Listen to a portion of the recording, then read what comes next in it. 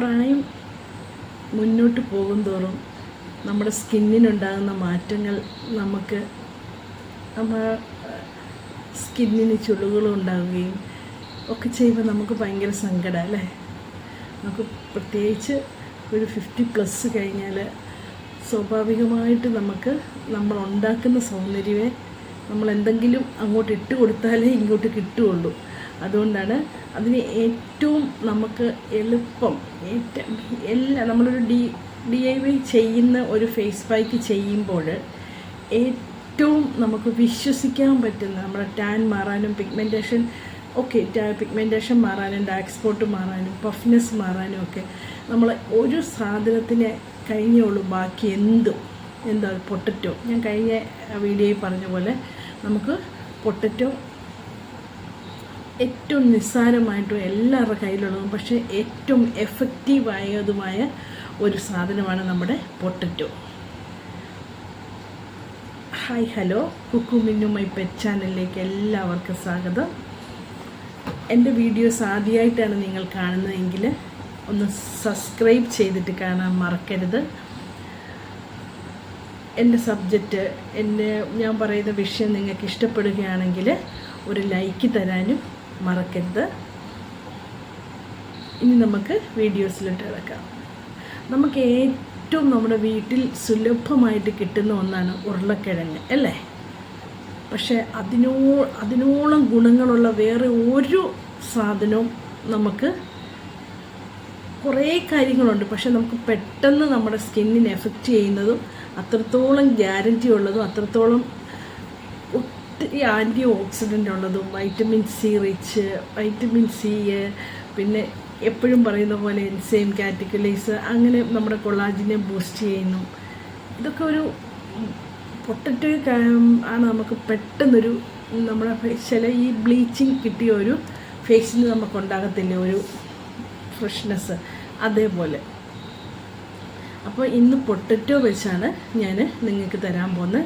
നമുക്ക് വേണ്ടിയതെന്ന് വെച്ചാൽ പൊട്ടറ്റോ ഒരെണ്ണം നമുക്ക് ഗ്രേറ്റ് ചെയ്തിട്ട് ജ്യൂസാക്കി എടുക്കണം, മനസ്സിലായോ? എന്നിട്ട് ജ്യൂസ് എടുത്തിട്ട് ഗ്രേറ്റ് ചെയ്തതിനെ മാറ്റി വെക്കണം.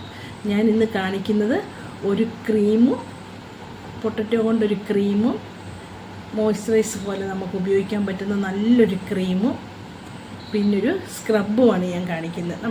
നമുക്ക് ജ്യൂസ് എടുത്തേച്ച് ബാക്കി കിട്ടുന്ന ഇതുകൊണ്ട് നമുക്കൊരു സ്ക്രബും തയ്യാറാക്കാം.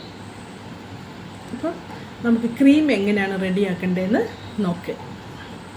ആദ്യം നമ്മളിതിൻ്റെ ജ്യൂസ് എടുത്ത് വെച്ചു അതിൻ്റെ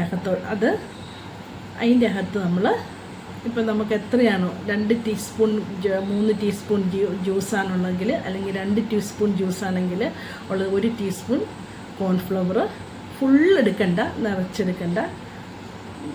ഒത്തിരി കുമ്പിനകത്തോട്ട് നമ്മൾ മിക്സ് ചെയ്യുക.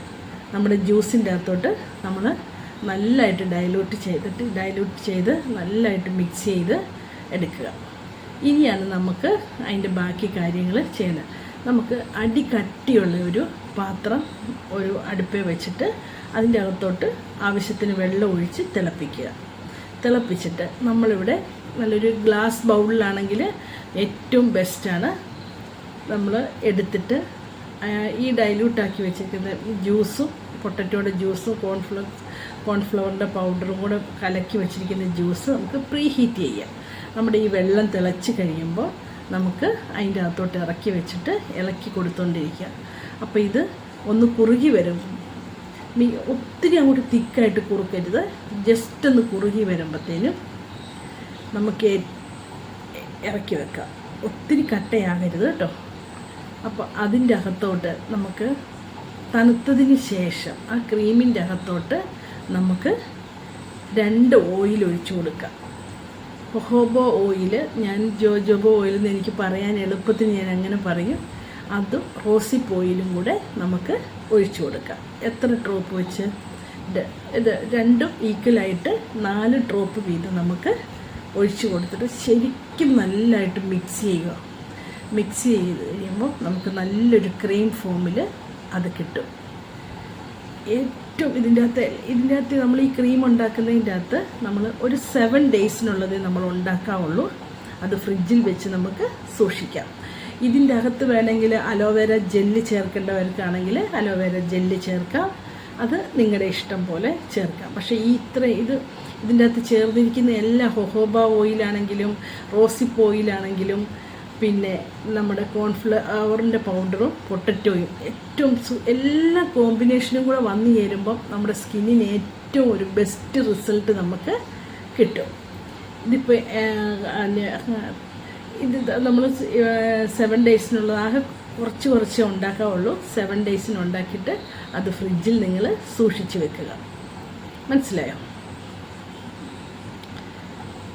പിന്നെ നമുക്ക് ഉണ്ടാക്കേണ്ട ഒരു സ്ക്രബാണ്. ഈ സ്ക്രബ് എങ്ങനെ ഉണ്ടാക്കുന്നതെന്ന് വെച്ചാൽ നമ്മളിപ്പോൾ ഇത് ജ്യൂസ് എടുത്തതിൻ്റെ ബാക്കി ഭാഗമില്ലേ, അതിൻ്റെ അകത്തോട്ട് നമ്മൾ 1 ടീസ്പൂൺ അരിപ്പൊടിയും കൂടെ മിക്സ് ചെയ്യുക.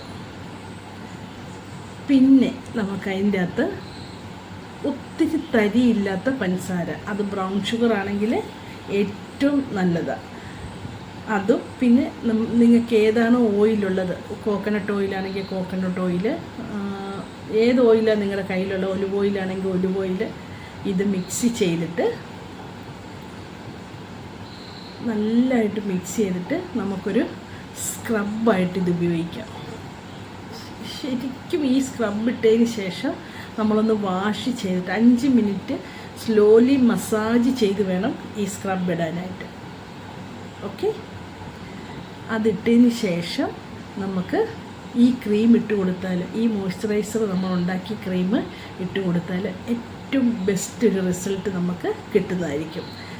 ഇതിപ്പം ഞാനൊരു കാര്യം പറയട്ടെ, നമ്മളിപ്പം ഞാൻ പറഞ്ഞല്ലോ ഈ കോൺഫ്ലവറിൻ്റെ പൗഡറും ഇട്ട് നമ്മൾ പൊട്ടറ്റോയുടെ ജ്യൂസ് ഒഴിച്ച് നമ്മൾ പ്രീഹീറ്റ് ചെയ്ത് നമ്മൾ ഒരു മോയ്സ്ചറൈസർ ക്രീം പോലെ ഉണ്ടാക്കി. അതിൻ്റെ അകത്ത് ഇപ്പോൾ ഹൊഹോബ ഓയിലോ റോസിപ്പ് ഓയിലോ നിങ്ങൾക്കില്ലെങ്കിൽ വെറും നമ്മുടെ കോക്കനട്ട് ഓയിലോ വൈറ്റമിൻ ഇയുടെ ക്യാപ്സൂളോ ഒഴിച്ചാലും നമുക്ക് നല്ല ബെസ്റ്റ് റിസൾട്ട് തന്നെ നമുക്ക് കിട്ടുന്നതായിരിക്കും.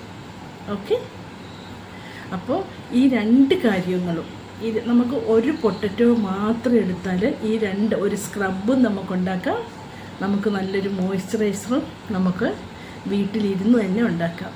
ഇതൊക്കെ എന്ന് വെച്ചാൽ പൊട്ടറ്റോ എന്ന് പറഞ്ഞാൽ നമുക്ക് പെട്ടെന്ന് റിസൾട്ട് തരുന്ന കാര്യമാണ്. കാരണം അതിനൊരു ബ്ലീച്ചിങ് ഏജൻറ്റായിട്ട് പ്രവർത്തിക്കാനും കഴിയും ഈ പൊട്ടറ്റോയ്ക്ക്. മനസ്സിലായോ? ശരിക്കും നമുക്കൊരു കൊളാജിൻ ബൂസ്റ്റ് ചെയ്യാനും ഏറ്റവും ബെസ്റ്റ് സാധനമാണ് നമ്മുടെ പൊട്ടറ്റോ. ഓക്കെ, എല്ലാവരും ഈ വീഡിയോ കാണണം.